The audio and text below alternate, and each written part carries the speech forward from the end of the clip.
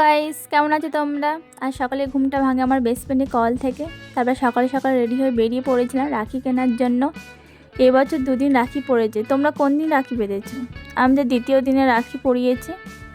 আমাদের এখানে রাখিগুলো পিস ছিল একটা করে 30-40 টাকা করে। তোমাদের ওখানে ক টাকা করে পিস? কমেন্ট করে জানাও। তারপর রাখি কেনা হয়ে যাওয়ার পরে তারপর আমার বন্ধু মিষ্টি কিনতে গিয়েছিল, একটু ওয়েট করছিলাম তার জন্য। মিষ্টি কেনা হয়ে গেলে তারপর হাঁটতে হাঁটতে বেরিয়ে পড়েছিলাম বাড়ি যাওয়ার জন্য। তারপর মাঝখানে ও বলে রাখি পরিয়ে দিই তোকে। ও আমাকে রাখি পরিয়ে দিল, আমিও ওকে একটা রাখি পরিয়ে দিলাম।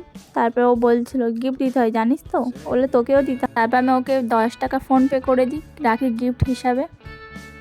কেমন লাগছে রাখিটা? দুজনে সেম সেম রাখি পরিয়েছিলাম। তারপর বাড়ি এসে ফ্রেশ হয়ে রেডি হয়ে গিয়েছিলাম ভাইয়ার দাদাদের রাখি পরানোর জন্য। অতি কষ্টে দাদার ভাইকে ঘুম থেকে তোলা হয়। তারপরে দিদি রাখি বেঁধে দিচ্ছিল ভাইয়ার দাদাকে এক এক করে। আমি যখন রাখি পরাতে আসি আমার সাথে যা হচ্ছিল, রাখি তো খুলছিলই না প্যাকেট থেকে। তারপর অতি স্ট্রাগল করে রাখিটা অ্যাটলিস্ট খুললো। তারপর দাদাকে রাখি পরিয়ে দিলাম। তারপর আমার এই ভাইকে রাখি পরিয়ে দিলাম, আরাম খাচ্ছে দোল্লায় বসে বসে। তারপর রাখি পরানো হয়ে গেল। বিকালের দিকে আমার দিদির স্টুডেন্টরা পড়তে এসেছিলো, তা একজন রাখি এনেছিল সবাইকে বাঁধার জন্য। তারপর আমার দিদি আমাকে ডাকলো, তা আমিও চলে আসি। তা আমাকে একটা রাখি বেঁধে দিল। তারপর যারা যারা এসেছিলো তাদের সবাইকে রাখি বেঁধে দিয়েছিল।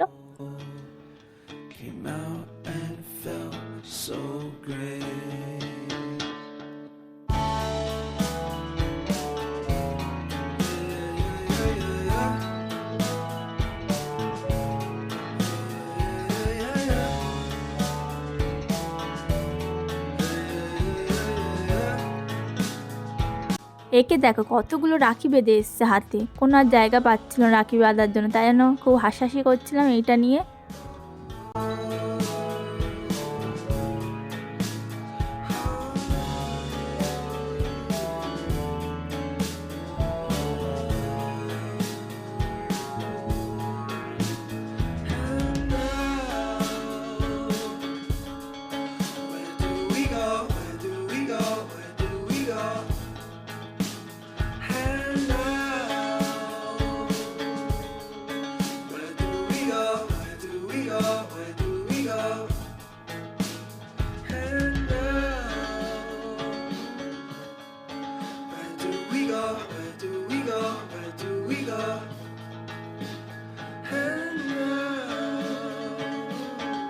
তারপর দিদির স্টুডেন্ট লাস্টে দিদিকেও রাখি পরিয়ে দিয়েছে।